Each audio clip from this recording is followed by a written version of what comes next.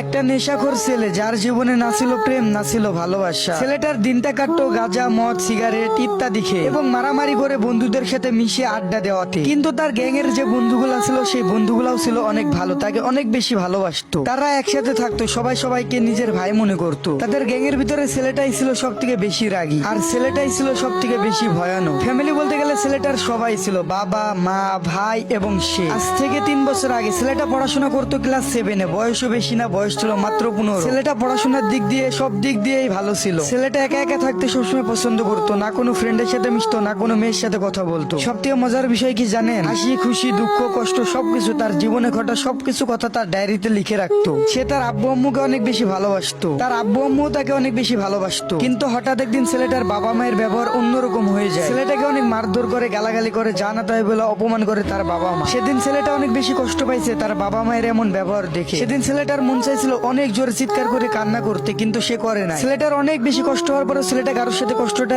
Share করতে পারে নাই। কার সাথে করবে? যাদের সাথে শেয়ার করবে তারাই তো তার পাশে এখন নাই। তার বাবা মা, তার আদরের ভাইটাকেও সে তখন কাছে পায়নি। তার বাবা মা তার আদরের ভাইটাকেও তার কাছে যেতে বারণ করে দেয়। ছেলেটা সোজা গিয়ে তার টেবিলে বসে ডায়েরিটাকে বের করে। ছেলেটা সবকিছু লিখতে শুরু করে তার ডায়েরিতে, যেগুলো তার সাথে একটু আগে ঘটলো। লিখতে লিখতে মনের অজান্তেই ছেলেটা কান্না করে দেয়। কিন্তু তার কান্না কেউ দেখে নাই। কে দেখবে? যারা দেখার তারাই তো তাকে বুঝে না। ছেলেটা হাজারো কষ্ট নিয়ে ভাবতে শুরু করলো, কেন আমার সাথে করলো এমন আমার বাবা মা। ছেলেটা কান্না করতে করতে ঘুমিয়ে গেল। ঘুম পারছে তো পারছে, তার ঘুম ভাঙেই না। 12টা বাজে তখন তার ঘুম ভেঙে যায়। ঘুম থেকে উঠে দেখে তার প্রিয় আম্মুটা, যে সবসময় তাকে জাগিয়ে তুলতো, সেও আজকে তাকে ঘুম থেকে জাগিয়ে তুলে নাই। এটা দেখে ছেলেটা আরো বেশি কান্না করে দেয় আর ভাবা শুরু করে, আসলে আমি কি ভুল করেছি, কি দোষ করেছি তার আমার সাথে এমন করতেছে। ছেলেটা অনেকক্ষণ ধরে কান্না করলো, নিজের কষ্টটারে বুকে চেপে রেখে খাওয়ার টেবিলে গেল খেতে, কারণ তার স্কুলের টাইম হয়ে গেছে। তখনই ছেলেটার বাবা মা তাকে বলে দেয়, তোর আজ থেকে এই বাসায় খাবার খাওয়া বন্ধ। তারপরে ছেলেটা কোনো কিছু না ভেবে চুপচাপ স্কুলে চলে যায়। তারপরে ক্লাসে গিয়ে প্রত্যেকটা ক্লাসে সে মার খায়, কোনো ক্লাসে তার মন বসে না। সে হাজারো ভাবনা চিন্তা শুরু করে দেয়, কেন তার সাথে তার ফ্যামিলি এমন শুরু করছে। এমন করে শুরু হয়ে যায় ছেলেটার উপরে অত্যাচার। 3 দিন ধরে ছেলেটা কোনো খাবার খায় না। ছেলেটার অনেক বেশি কষ্ট হয়, সে তার ফ্যামিলিকে বুঝাতে পারে না, তার ফ্যামিলিও তাকে বুঝতে পারে নাই। ছেলেটা অনেক কষ্ট বুকে চাপা রেখে সিদ্ধান্ত নেয় সে আজই বাসা ছেড়ে দেবে, তার প্রিয় আব্বু আম্মুকে ছেড়ে সে চলে যাবে। সে কোনোভাবে দিনটারে পার করে। যখন রাত্রি হয় সে তখন বাসা থেকে বেরিয়ে আসে। সে ভাবে না যে সে কোথায় যাবে, না আছে কাছে টাকা, না আছে কোনো কিছু, শুধু তার শখের ডায়েরিটাই তার সাথে আছে, যেটাতে সে তার হাসি, খুশি, সুখ, দুঃখ সবকিছু লিখে রাখে। ছেলেটা অনেক ভয় পেয়ে যায়, অনেক কান্না শুরু করে দেয়, রাস্তা দিয়ে হাঁটতে শুরু করে দেয় এক পাশ দিয়ে। কোথায় যাবে সে, কোথায় কে আছে, তার কে আছে, এই রাতে তাকে কে সাহায্য করবে। সে ওই রাতে অনেক দূর এগিয়ে যায়। তারপরে সে তার স্কুল ফিল্ডে চলে যায়, যেখানে সে সবসময় একা বসে থাকতো। আর তার বাবা মা কেন তার সাথে এমন করছে আমি চাইলেও আপনাদেরকে বলতে পারবো না, কারণ এটা একটা বাস্তব কাহিনী, কারণ এটা আমার চোখের সামনে ঘটে যাওয়া এক কাহিনী। আমি কোনো মিথ্যা কাহিনী বলতেছি না, একেবারে বাস্তব কাহিনী বলতেছি। ওকে এবার